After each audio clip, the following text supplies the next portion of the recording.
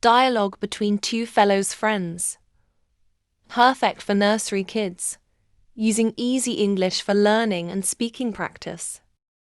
Good morning, Sarah. Good morning, Ollie.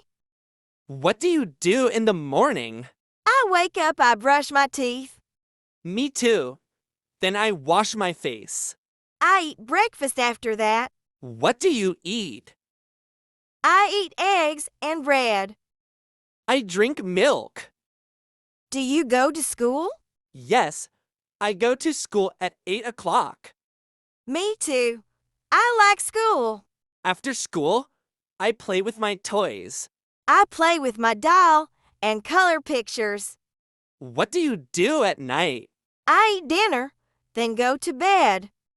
Good night, Sarah. Good night, Ollie. Bye-bye, Ollie. Bye-bye, Sarah.